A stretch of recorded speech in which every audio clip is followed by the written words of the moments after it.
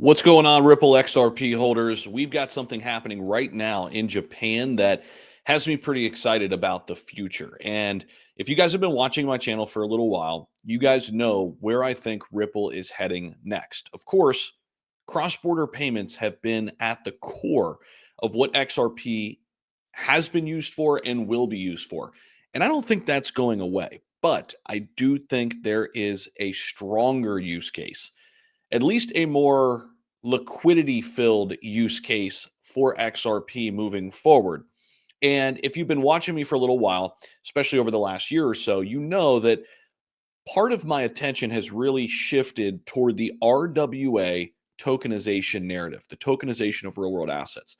Well, we just got word that XRP is now being utilized in a RWA tokenization area right now in Japan. And it's one of those big areas we've talked about before. I want to share some news with you on that info. And from a price standpoint, which we'll take a look at first here, we're looking pretty solid. The market's pretty flat right now, kind of trading sideways, not a lot going on. But real quick, before we dive into all of this, you guys know I bring it to you real every single day. I don't, sugarcoat things. When things are good, they're good. When they're not, they're not. That's why you subscribe to the channel. A lot of people here on YouTube like to tell you only what you want to hear. But, the market's in a weird spot. It definitely is. There's a lot of fear. There's a lot of uncertainty. But to me, this is an accumulation period of your favorite assets.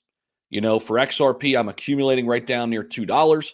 Anytime we get down near that level, I've got my automatic buys set up where I'm just purchasing. Okay. And this, along with some other assets, like Chainlink, Ondo, I am all in on this future of tokenization. And that's where I think the big money is going to be flowing. And I know Ripple's going to have a big, big part to play in all of this.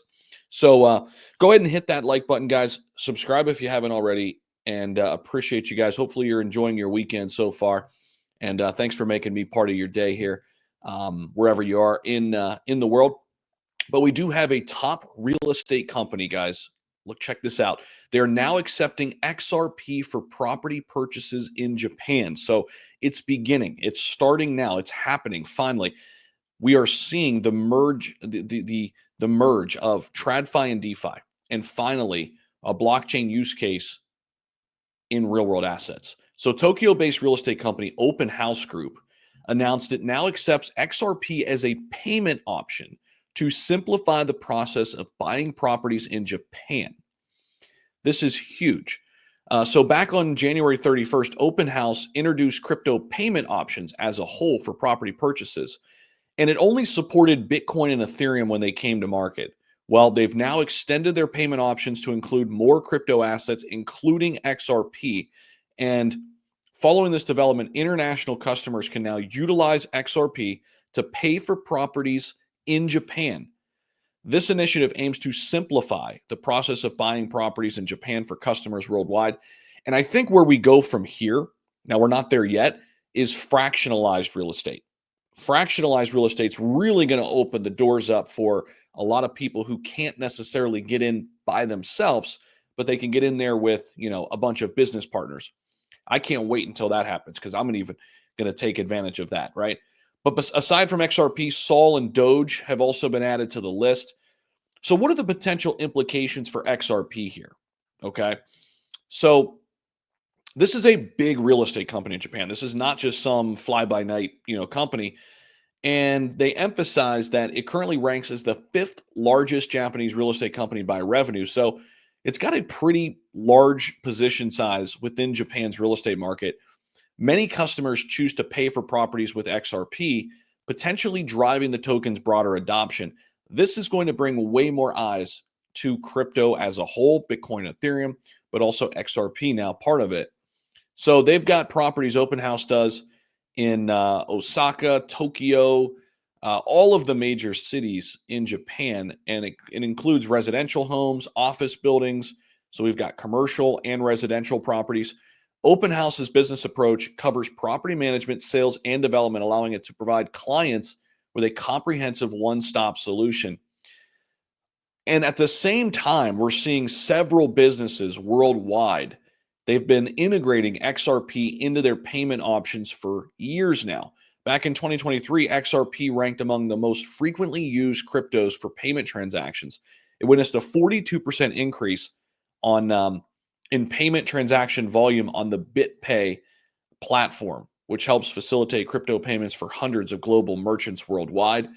And now we're starting to see the infiltration of real estate and blockchain come together, and XRP is right at the forefront. And I think XRP has a bigger opportunity than Bitcoin and Ethereum, given their RPL technology. And don't forget the RLUSD stablecoin.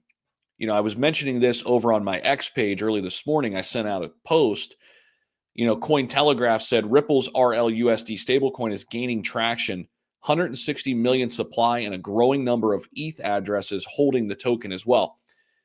And I said this could be the secret weapon for XRP and the future of RWA tokenization and how money will flow cross borders. And I posed a question here. Will RLUSD be a top 5 stablecoin by the end of the year, as Brad Garlinghouse predicted in his recent Bloomberg interview? So Garlinghouse made it a point to talk about stablecoin regulation in his recent conversation a couple of days ago, and said that a big effort here is their stablecoin RLUSD, and they're putting a lot of emphasis on this.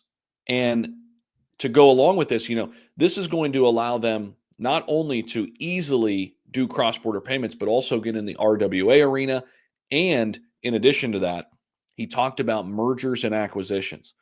That is a big focal point right now for Ripple, the company. Acquisitions. And this stablecoin is going to help facilitate a lot of what they want to do here in the future, moving forward with XRP. And yes, it's not going to supplement XRP. It's going to complement it. That was kind of a common misconception early on when the stablecoin was launched. They said, is this going to take away from XRP? No, you're going to have the option to utilize both. And it's going to provide more liquidity for XRP in the end. So, very exciting things happening behind the scenes. It's not always just about the price action, guys. You got to look beyond that and see, what's really behind the curtain here for XRP. And we're still hanging in here really solid at 237. A lot of great things happening within the ecosystem. Brad Garlinghouse also said toward the back half of this year, he predicts XRP ETFs will be here on the market. I agree with that sentiment.